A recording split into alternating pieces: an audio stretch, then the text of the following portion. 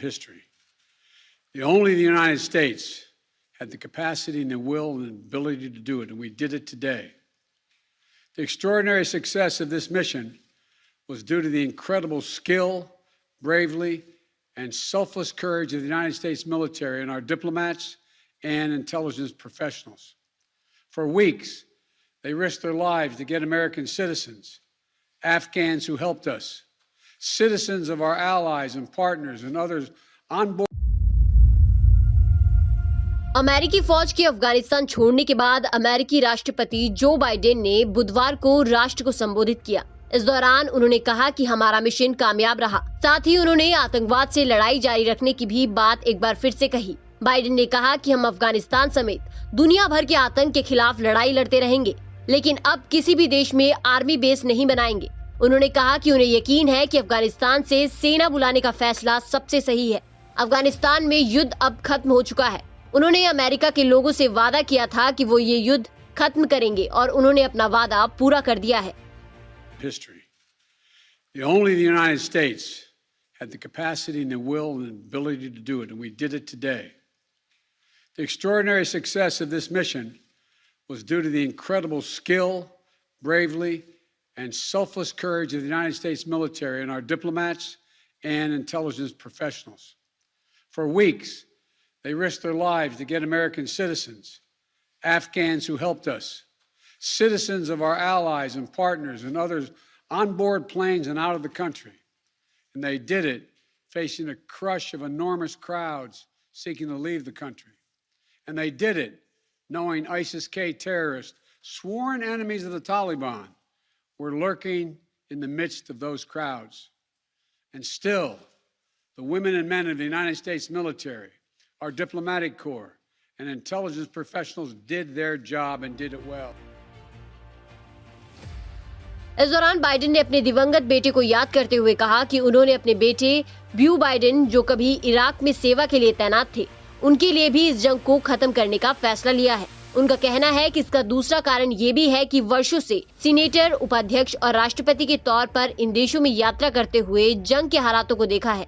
उनके अनुसार तभी ये फैसला इस समय पर लिया गया है। उन्होंने इन सब के बाद एक बार फिर इस फैसले को बिल्कुल सही बताया है। उन्होंने कहा कि मैं जानता हूं कुछ लोगों का मानना है कि हमें ये मिशन और जल्दी शुरू कर देना चाहिए था, पर उनका कहना है कि अगर ऐसा होता तो ये सब एक सिविल वॉर में तब्दील हो जाता। बाइडेन ने लोगों को निकालने की प्रतिक्रिया को सफलतापूर्वक बताया और सारा क्रेडिट आर्मी को दिया।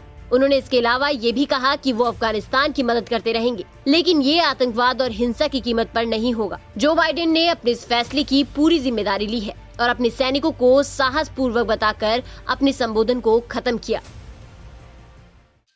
Who put that uniform on, willing to put their lives on the line in defense of our nation. Maybe it's because my deceased son, Bo, served in Iraq for a full year. Before that, well, maybe it's because of what I've seen over the years as senator, vice president, and president traveling these countries. A lot of our veterans and their families have gone through hell. Deployment after deployment, months and years away from their families, missed birthdays,